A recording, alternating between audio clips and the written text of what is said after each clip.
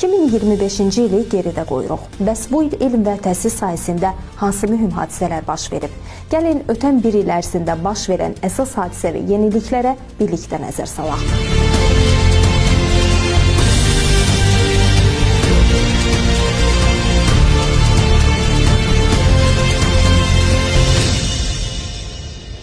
ilin ilk diqqət çəkən təhsil hadisəsi rəqəmsal məktəb platformasının istifadəyə verilməsi oldu.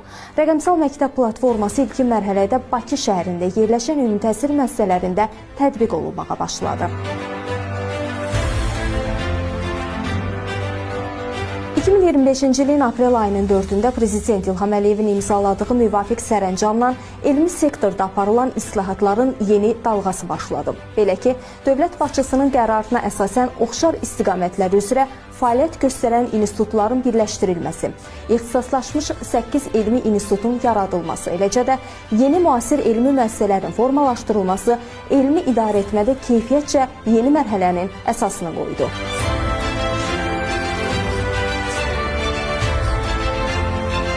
2025-ci ilin aprel ayının 14-də işğaldan azad edilən bölgələrdə peşə təhsili alan vətəndaşların sevincinə səbəb olan qərar parlamentdə qəbul edildi. Belə ki, təhsil haqqında və peşə təhsili haqqında Azərbaycan Respublikasının qanunlarında dəyişiklik edildi və yeni dəyişikliyə əsasən bu bölgələrdə ödənişli əsaslarla peşə təhsili alanların təhsil haqqı xərcləri növbəti ildən dövlət büdcəsi hesabına ödəniləcəkdir. 2025-ci ildə işğaldan azad olunan ərazilərdə təhsil infrastrukturunun bərpası və yeni təhsil müəssisələrinin istifadəyə verilməsi dövlətin təhsil siyasətində xüsusi yer tutdu. Prezident İlham Əliyev mayın 10-da Ağdam rayonunun Kəngərli kənd tam orta məktəbinin açılışında iştirak etdi. Eyni gün dövlət başçısı 120 yerlik Kəngərli kənd Körpələr evi uşaq bağçasının da açılışına qatıldı.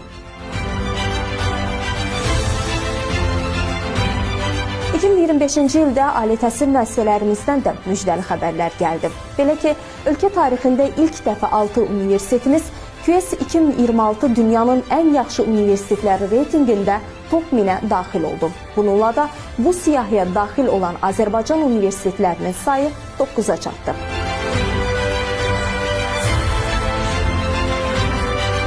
Təhsil sahəsində çalışanlara sosial dəstək və yeni imkanlar təqdim edən təşəbbüslər bu ildə davam edib.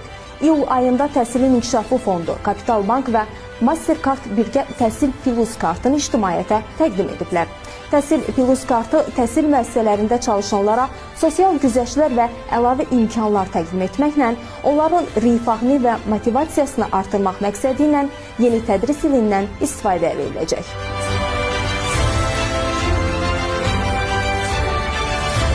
Rəqəmsal transformasiya və innovasiya sahəsində gənclərin hazırlanması 2025-ci ildə də xüsusi layihələrlə davam etdirildi. Bu baxımdan sentyabrın 8-də Bakıda Süni İntellekt Akademiyasının açılışı müstəsna hadisə idi.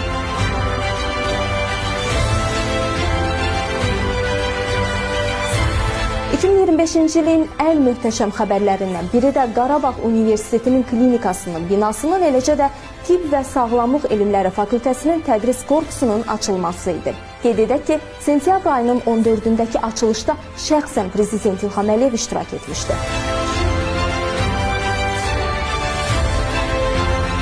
2025-ci ildə Azərbaycanın ali təhsil sahəsində beynəlxalq əməkdaşlıq strategiyası yeni mərhələyə qədəm qoydu. Belə ki, bu ilin oktyabrın 1-də Bakıda İtaliya Azərbaycan Universitetinin ilk tədris korpuslarının açılışı gerçəkləşdi.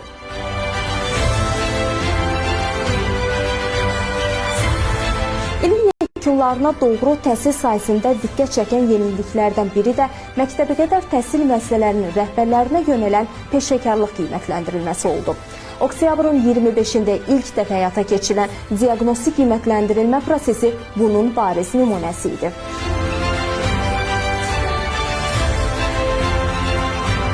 Bu ilin yekunlarına baxanda təhsil sahəsində atılan addımlar sırasında müəllimlərin iş şəraitində və statusunda baş verən dəyişikliklər xüsusi diqqət çəkir. Müəllimlərin stavka rejimindən tam ştata keçirilməsi ilə bağlı Elm və Təhsil Naziri Emin Əmrullayevin irəli sürdüyü təklif 2025-ci ilin noyabr ayının ən mühüm təhsil hadisəsi idi və böyük müzakirələrə səbəb oldu.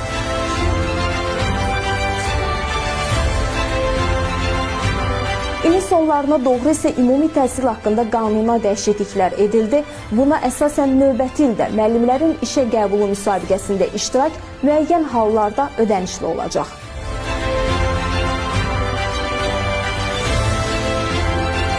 İlin təhsil gündəmində yalnız mövcud sistemin təkmilləşdirilməsi deyil, eyni zamanda gələcəyin əmək bazarına uyğun kadrların hazırlaması da xüsusi yer tutub. Prezident İlham Əliyev peşə təhsili sisteminin potensialının gücləndirilməsi ilə bağlı sərəncam imzaladı.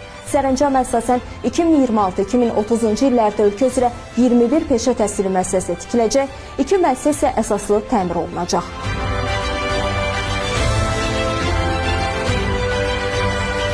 İlin ən mühüm və rəmzi hadisələrindən biri ali təhsilin inkişafı və Qarabağda elmi həyatın bərpası ilə bağlı oldu. Ölkə başçısının dekabrın 23-də Xankəndi şəhərində Qarabağ Universitetinin Mühəndislik Fakültəsinin binasının təməlini qoydu və Qarabağ Universitetinin Biznes və İqtisadiyyat Fakültəsinin yeni inşa olunan binasının açılışında iştirak etdi. 2025-ci ilin bitişinə az qalmış növbəti dəyişiklik də baş verdi. Baş nazir Əli Əsədovun imzaladığı qərara əsasən İdarəetmə Sistemləri İnstitutu və Riyaziyyat və Mexanika İnstitutu ləğv edilərək onların bazasında Vahid Riyaziyyat İnstitutu yaradıldı. Beləliklə, biz sizlərə 2025-ci ildə təhsil həyatında baş verən hadisələrin qısa icmalını təqdim etdik. Arzu edirik ki, 2026-cı ildə Azərbaycan elmi və təhsili üçün düşərli olsun. Yeni ildə görüşərik.